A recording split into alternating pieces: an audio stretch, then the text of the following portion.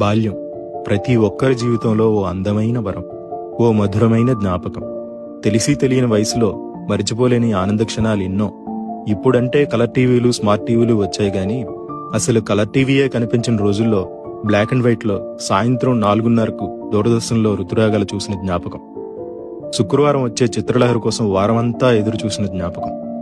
Hero ఎవరో తెలియని రోజుల్లోనే ఆదివారం వచ్చే తెలుగు సినిమా చూసి సంబరపడిన బాల్యం.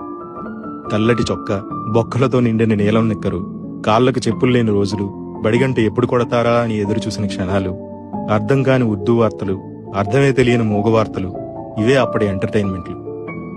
చప్పరించిన పెప్పర్మెంట్లు, చీకపడేసిన మామిడి టెంకలు, స్కూల్ ఇంటర్వెల్లో కొనుక్కుతున్న ఆశా చాక్లెట్లు, దోసిళ్లతో పట్టి తాగిన బోరింగ్ నీళ్లు, గంటకి ₹2 ఇచ్చి అద్దెకు తెచ్చుకున్న పొట్టి సైకిలు, అవే ఆనాటి మధుర జ్ఞాపకాలు. ప్రతి ఒక్కరి జీవితంలో ఎప్పటికీ మర్చిపోలేని మధురమైన క్షణాలు. ఇప్పుడు టెన్షన్లో పడి మధ్యాహ్నం ఏం తిన్నామో కూడా గుర్తుండని దౌర్భాగ్య రోజుల్లో మనం ఉన్నాం. ఏడాది క్రితం పలానా పండుగ రోజున ఏం తిన్నామో గుర్తుంచుకునే వాళ్ళం అప్పటి తరం. గతం ఆస్తి, జ్ఞాపకాలే ఆస్తి అనుకునే ప్రతి ఒక్కరికి ఈ చిన్న వీడియో అంకితం.